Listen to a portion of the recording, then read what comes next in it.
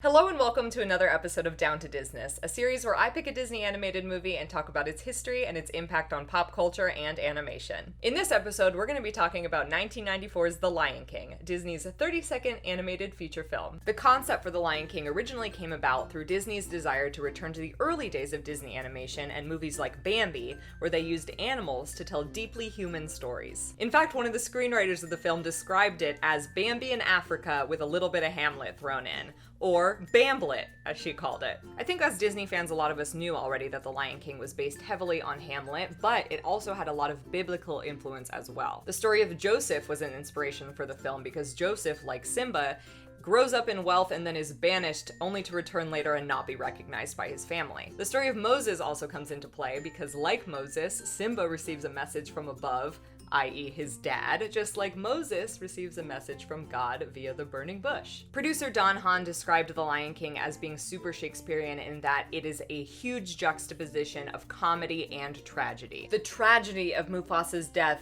followed up immediately by Timon and Pumbaa. The seriousness of the final battle between Scar and Simba being undercut by Rafiki and Timon and Pumbaa again. All of these are really Shakespearean elements that they wanted to include in the film. There were times that they were so heavily influenced by Shakespeare that they were actually using lines from Hamlet in the movie. When Scar murders Mufasa, there was a point in which they thought about having him actually say, "Good night, sweet prince," from Hamlet. They also felt strongly that there needed to be a to be or not to be scene, which is what ended up happening with Simba receiving a message from Mufasa in the sky and then having to decide what he's going to do, return to Pride Rock or stay with Timon and Pumbaa. That was his to be or not to be moment. One of the greatest strengths of The Lion King is its incredible voice cast. Young Simba is voiced by Jonathan Taylor Thomas, 90s heartthrob, and adult Simba is voiced by Matthew Broderick. James Earl Jones gives an unbelievable performance as Mufasa, Jeremy Irons voices Scar, and Whoopi Goldberg voices the main hyena, Shenzi. Another notable voice actor that you've heard me talk about before on Down to Disness is Frank Welker. Frank Welker is an extremely famous voice actor who's most well known for doing animal sounds and voicing animal characters. You probably heard me mention him before in my Aladdin episode of Down to Disness because he did the voice acting for Abu.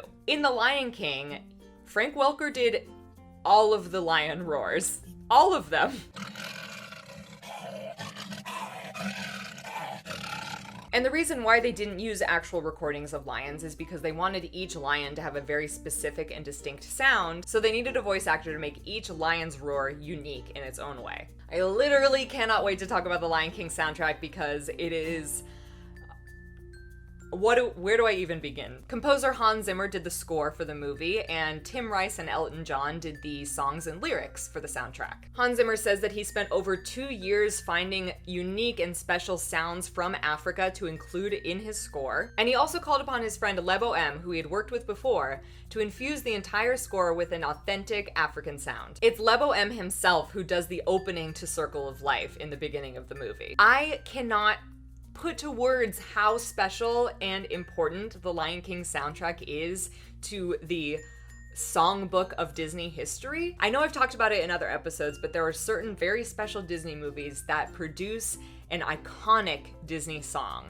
And The Lion King and The Circle of Life is an example of that in the biggest way. Everybody knows it, everybody loves it, and it's just like, so incredibly rare to have a Disney movie produce a song like that. Like I said, Elton John and Tim Rice collaborated on the soundtrack for this movie, Elton John writing the music and Tim Rice writing the lyrics. Elton John describes the experience as one of the happiest experiences of his entire career. However, one of Elton's favorite songs that he wrote for The Lion King was almost cut from the movie. Just a few weeks before the film was to be released, Elton John was at a screening and noticed that Can You Feel the Love Tonight had been cut from the film. He successfully convinced Jeffrey Katzenberg to put the song back in the movie, and it ended up winning the Academy Award for Best Original Song. It's funny to talk about the soundtrack because originally, The Lion King was not going to be a musical. At one point, it was going to be more of a National Geographic vibe and like very serious nature documentary type, and at another point, it was going to be super stylistic with lots of African textures and colors and woven fabrics. A huge effort was made to capture the vastness of Africa. Originally, The Lion King was going to be called The King of the Jungle, and then everyone realized that lions don't actually live in the jungle, and so it took place in the savannah instead. The production team took a lengthy trip to Africa to study not only the animals, but the environments, the sounds, the smells, everything that they could put to paper to capture what Africa really feels like. And in the tradition of Disney animation, live animals were brought into the studio for the animators to study. This included a full-grown lion and a baby lion cub, which is adorable. The Lion King was, of course, a traditionally hand-drawn 2D animated film, but it does feature a few moments of incredible CGI animation, which was very early for its time, notably the stampede scene, aka Mufasa's death. The wildebeest stampede not only took 3 years to animate, but they had to create a completely new VFX system to do it. The animators started by doing a hand-drawn sketch of a wildebeest running, transferred it through the computer system to render out a 3D version of the same sketch, and then they duplicated it and did a bunch of different tests where they had wildebeest like running through each other so that they could make sure that no actual wildebeest would physically run through each other.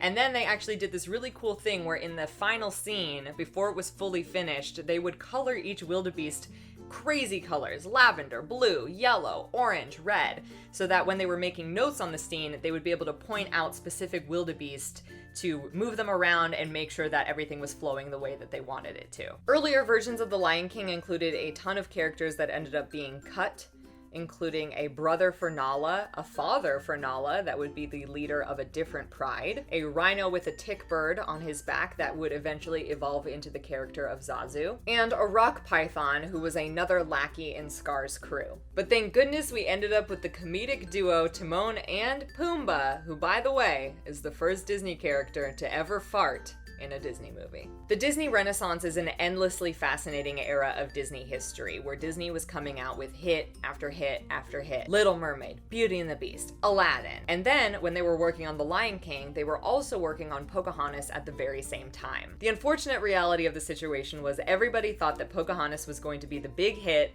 and that Lion King was going to be not as big of a hit. So all of the A-team animators were put on Pocahontas, and all of the lesser known, not as experienced people were put on The Lion King. And in a way, all the people who worked on The Lion King are very grateful for this, because they feel that without the opportunity to shine on The Lion King, they may not have ever been supervising animators in any other production. And in the end, it turns out that Lion King was the really big hit and Pocahontas not so much. At this midpoint in the Disney Renaissance, Disney was gaining esteem, recognition, respect for doing what was previously thought of as kids' movies. The Lion King is very often pointed out to be the moment that Disney crossed over from children's entertainment to just entertainment.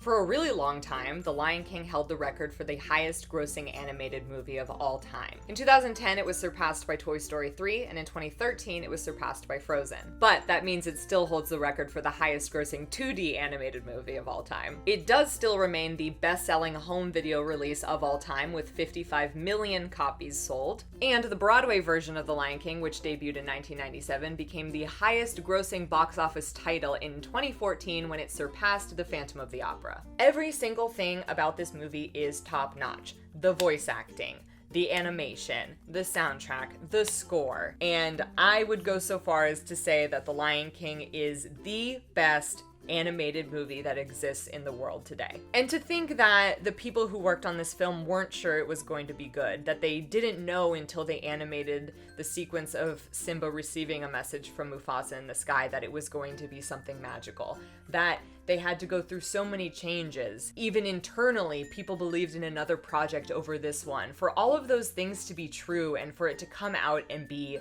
one of the most...